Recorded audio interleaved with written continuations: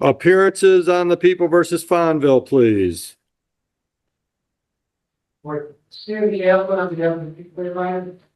morning, David, the Defender Service by Action number 87788 on behalf of Mr. Fonville. Mr. Fonville, can you please say your name? Joseph Fonville. Thank you, sir. What do we got? We're ready to proceed. We are seeking respectfully to call Denise Fisk by Zoom. Judge, in this case, Ms. Fisk is not in the state, he's outside of the state. The court rule, Judge, I know you're familiar with the criminal court rule, gives your honor absolute discretion to allow testimony by Zoom, and you know that, I know. The only stipulation on the mandate is that the defendant either attend court or refuses to attend court. Right. Counsel. Your Honor, at this point, the defense objects to Zoom testimony and asks for a dismissal of the charge instead because the witness is not here to testify. The court rule that Mr. Cochran is referring to, of course, is FCR 6.006, which refers explicitly to its civil equivalent, FCR 2.407. 2.407 lays out factors for your honor to consider when allowing Zoom testimony versus not. A couple of those key factors here are the opportunity for full and effective cross-examination. As the court knows, a transcript is produced, and say we get to trial, the witness is not available then, and the government wants to proceed just on a transcript. That's a confrontation issue, and today is not a full and effective opportunity for me to cross-examine Ms. Fisk because I can't see her body language. I can't see if she has papers on her lap or on the table. I can't see if there's someone behind the camera coaching her testimony. And so cross-examination is therefore limited when we have to do testimony. Another one of those factors is whether there is physical liberty at stake. Obviously, Mr. Fonville is in custody and his physical liberty is at stake in this case. And finally, another key factor is the convenience of producing the witness. Ms. Fisk doesn't live out of state, doesn't work out of state, she is on vacation, and that's something that the government should have planned around at the PCC stage when we were scheduling this exam, rather than on the day of the exam. So for all of those reasons, we would ask for a dismissal and delivery for testimony. Thank you. Yeah. Here, the Sixth Amendment confrontation right is a trial right now, a preliminary examination right. The U.S. Supreme Court has so held on many occasions. Now, the Michigan Supreme Court devoted an abundance of effort in devising this rule, which is MCR 6.006 parentheses 4. And I'm not going to repeat what I said earlier, but the court gives you discretion. Supreme Court gives you discretion. Now, let's assume that Judge Oakley decides, let's have the witness. All right, case dismissed without prejudice. He'll be rearrested, he'll be rearraigned, and we'll try him then. Judge, I don't see any prejudice. You have experienced attorney with cross-examination witness. All right. Anything else? Nothing further. All right. Thank you for your arguments. I'm going to allow the testimony today by Zoom. Ms. Fisk, can you raise your right hand for me? Do you swear or affirm tell the truth, the whole truth, nothing but the truth today? I do. All right. Looks like you can put your hand down, ma'am. Looks like you're in an automobile. I am. Are you alone in that automobile? I am not. We're on our way back to Michigan. Say that again. We're on our way back to Michigan. We're in Okay. All right. So I'm assuming your driver has nothing to do with this case or your employment? No, he does not. Okay. All right. Are we ready, Mr. Kaplan? Go ahead. Thank you, Brian. Judge, I missed it. You swore in the witness. I did. Thank you, Judge. Good morning, Ms. Fisk. Can you see me? Good morning. Can you see me? Not great. No, I can't actually. Should I move? I go to the Try the podium.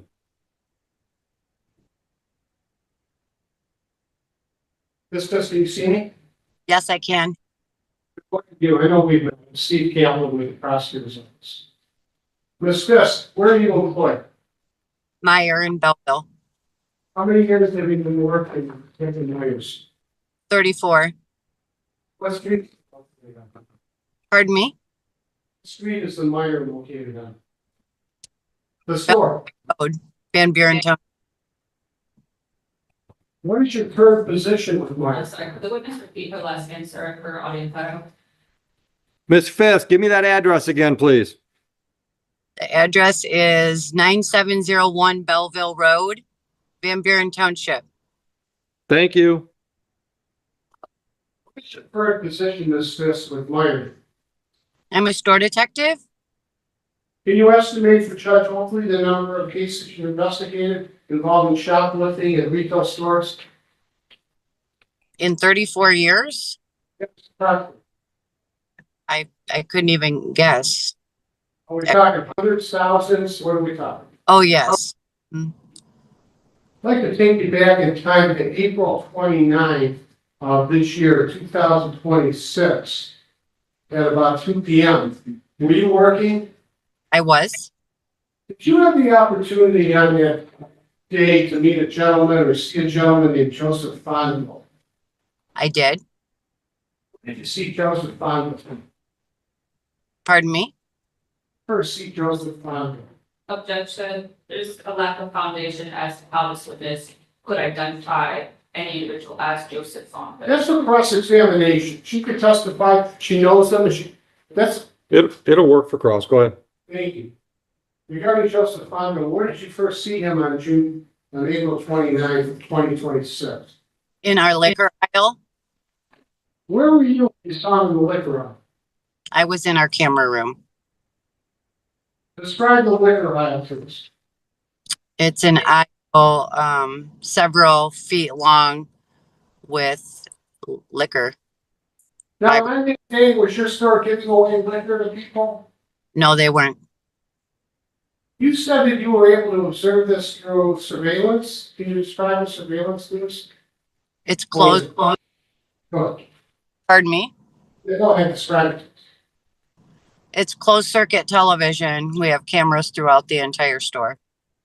Were the closed circuit televisions working on this day of April 29th? Were they Yes. functioning properly? Yes, they were. How do you know that, Ms. Fisk? I was working them. Ms. Fisk, if you saw Joseph Fondle again, do you think you'd recognize him? I would. Judge, how does she look around the courtroom, you know? Look around the courtroom. Well, she's looking at everything you're looking at on that screen in front of you.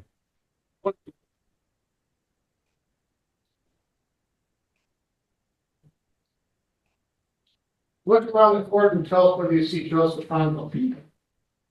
I'm having a hard time seeing in the courtroom. Can we show the council table? I don't have the ability to do anything with this. I can't zoom this screen actually. I think it's zoomed in as much, the whole courtroom is zoomed in as much as it can. Yeah, this is what we got. That's the main courtroom. That's helping a little bit. And then do the other one. I mean, I'm terribly sorry. I can see two people, but I can't see it to. Ready, wait a minute. I am going to object to identification. She's got it zoomed as much as it'll zoom. So, hold on, guys. It's zoomed as much as it'll zoom. Go ahead. With object to identification at this point in time. I think all the court has done, all the court can do in this particular instance is literally zoom in on my client, and that is incredibly suggestive as to who this witness is supposed to identify in the courtroom. It also looks based on the portrait orientation of Ms. Fisk on Zoom that she is on a phone, which is a small device that's also supported by the fact that she is in a car. That's a small device. She said she can't zoom in. I expect that her ability to see, even though the court has zoomed in on my client, her ability to see is limited. Any identification would be incredibly suggestive and unreliable, and so I ask that the court decline to make it. Well, but counsel presupposes that she knows my case. I might have another witness who can identify. I would like to proceed with this witness. Go ahead. What she knows. Go ahead. Ms. Fisk, can you describe the person you saw on CCTV?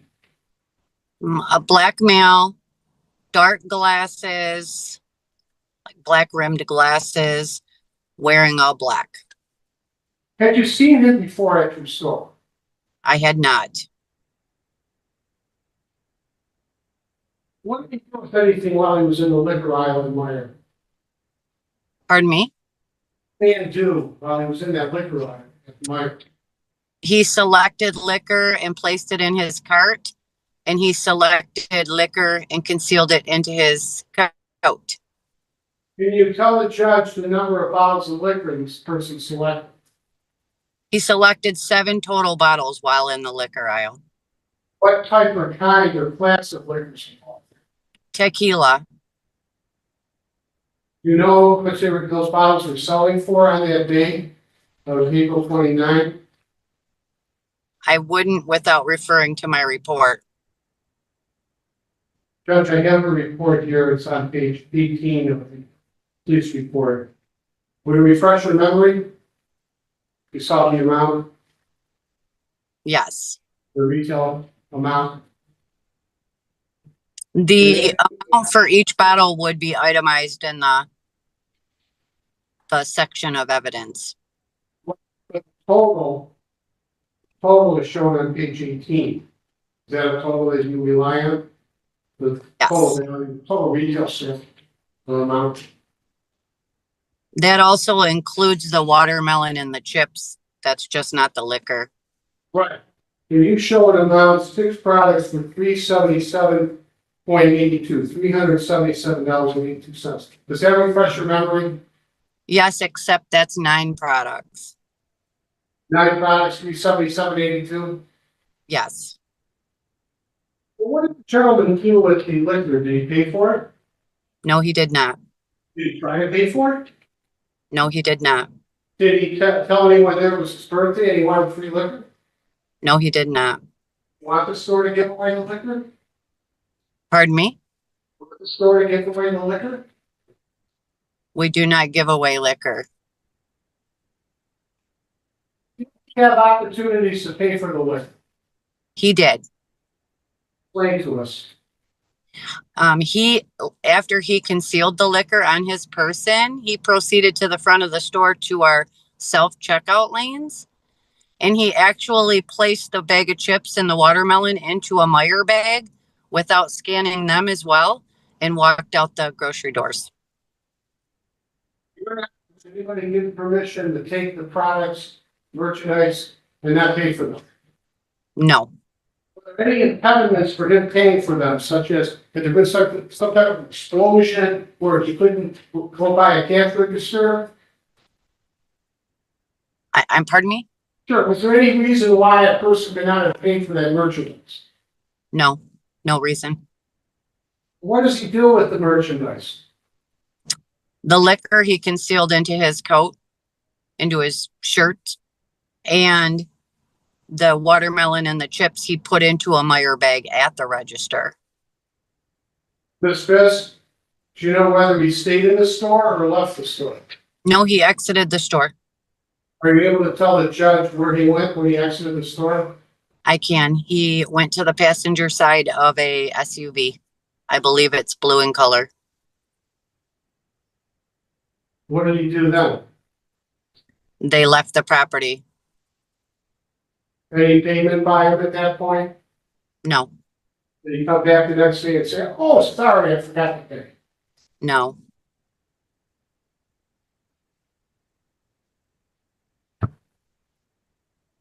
Are you able to tell us the brand of the tequila?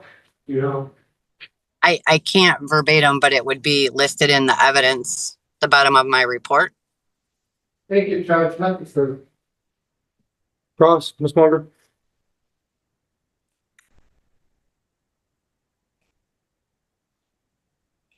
Ms. Fisk, you say that you were in the camera room at Meijer, is that right?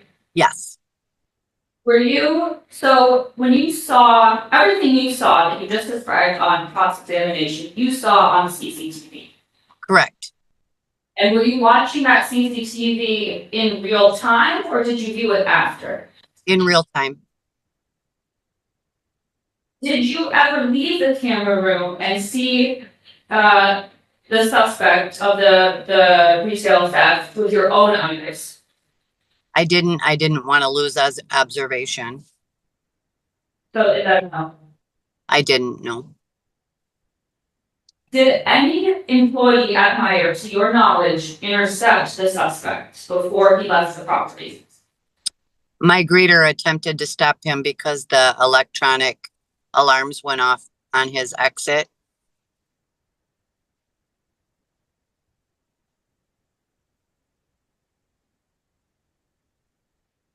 But no one successfully stopped the suspect before they left the Meijer property, right? He refused to stop for her. So that's no. No. You said that the suspect got into a blue FTV. Pardon me? You said the suspect got into a blue FTV. Yes, I believe it was blue. He was the passenger. What did you do next? I contacted Van Buren. And you were not able to give them a license plate of the SUV, correct? No. No further questions. One question, Your Honor. Ms. Fisk?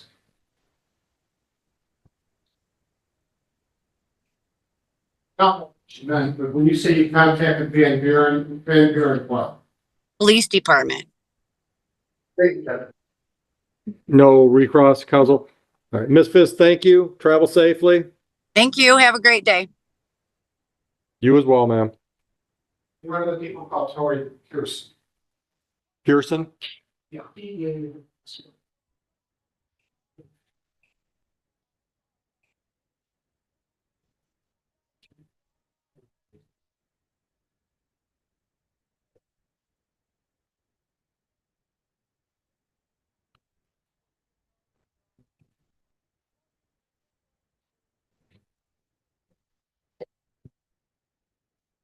Ms. Pearson, all the way up front, please.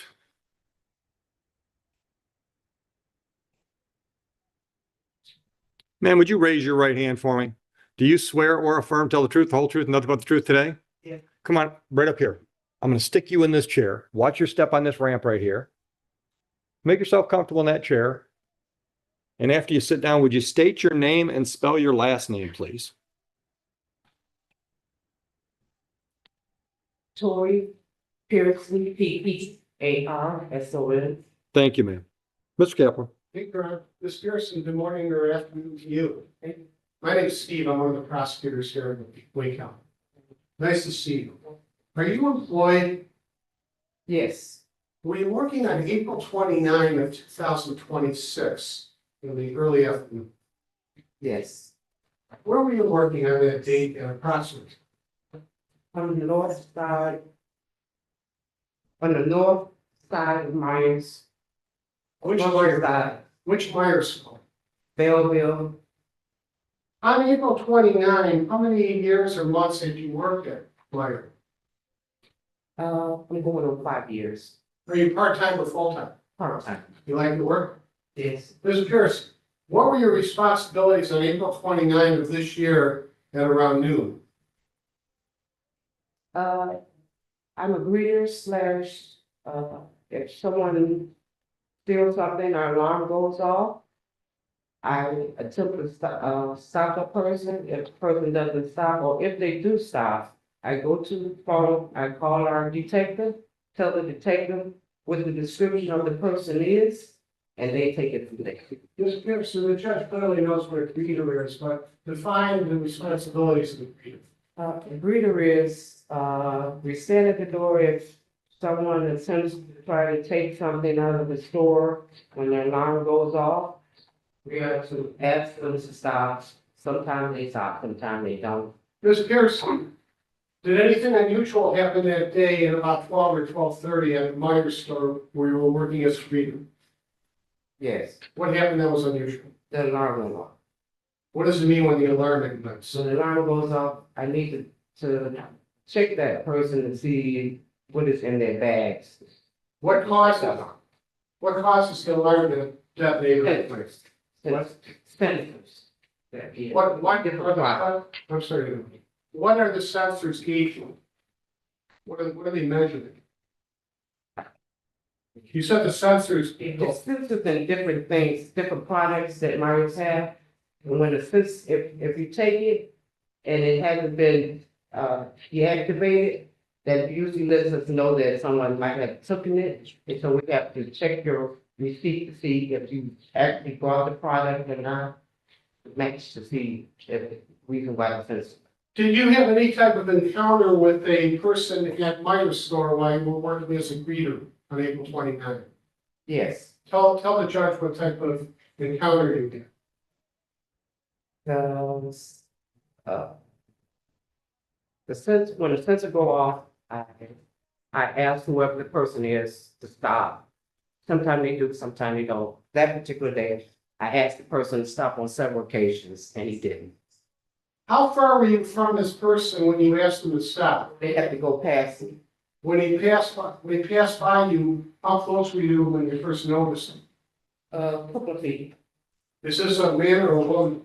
Man, Is it black or white man, Hispanic, Asian? black. Had you seen this person before? No. If you saw him again, you think you'd recognize him? I don't know. I can't say until I actually see the person. Can you look around the corner and tell us whether that customer is here?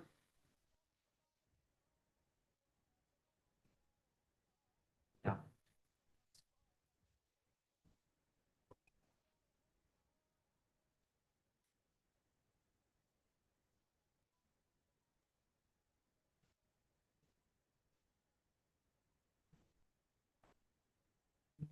You saw a photo of this person?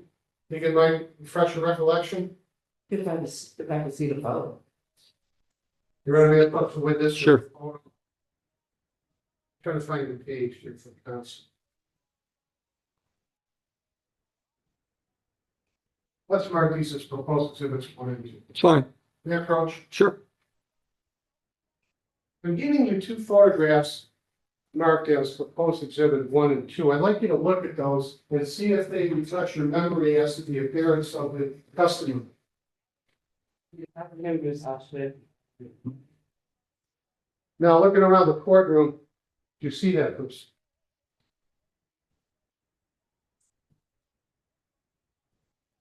100% sure. Well, how sure are you?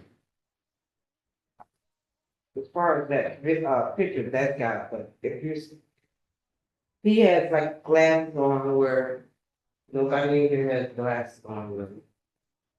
Now, the person that the sensors went off, did you have a conversation with him or her? With him? Yes, I tried to stop him. Didn't tell him to stop on several occasions, he wouldn't stop. What did you do when he wouldn't stop?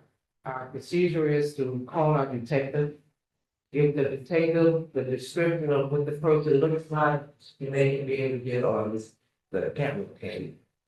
Do you know whether this person had any merchandise with him?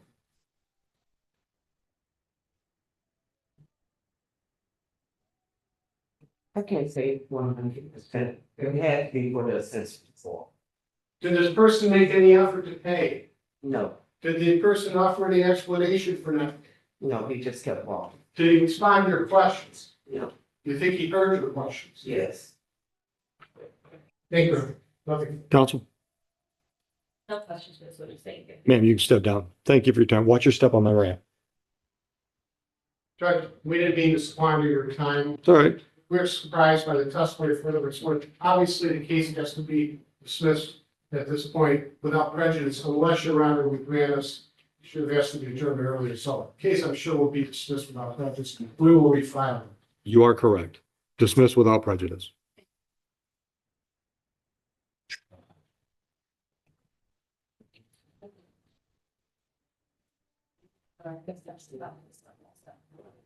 Thank you.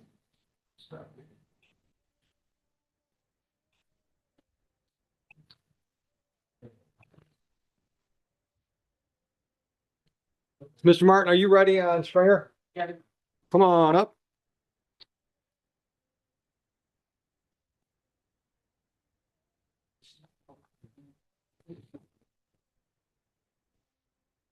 Back on the record. Thank you, Judge. Service, Terry Bottom, the chief of 532, the representing Mr. Stringer. Stringer, stay over, me one more time. Sure. And Judge, after discussing, my client's options with her. Yep. Ability to pay is limited right now, Sure. so talk about ability to do work program. Yep. 8 days by July 15th. And Mr. Stringer will go with that option. Okay. Did you just want some clarification about this $300 restitution? Yeah. You said a 12-month non-reporting probation and, 300 must be paid by the end of probation. Well, I want it paid before then if she can, but I understand she's not working right now. Right. Or there's not a specific deadline that the court is. I mean, if I'll put her on a payment plan, what do you want to pay? How much, how often? Make some kind of commitment and we'll set that up. Okay. And then you can always pay it off early. And if you get a really good job before you're done with your 8 days and you want to pay money instead of doing the days, we'll convert there. All right. So I think the whole sentence would then be 12 months non-reporting probation, $300 restitution on a payment plan, 8 days in the work program, first 4 by June 12th, next 4 by July 15th. That's it. First 4 by when? You said June 12th. Okay. I thought you said June 4th. I'm like, no, that's too quick. Okay. June 12th, and next 4 by July 15th. No other terms and conditions. Yeah. Stay out of trouble. That's what probation's all about. Okay. Anything else? Nothing. All right. Go downstairs, make arrangements for that $50 a month. And we'll always take money early so you can get out from under that quicker. Thank You're welcome. You're welcome. Always a pleasure, counsel. Shutting down. Yes, please. Joe, you want to turn that TV off? Yep.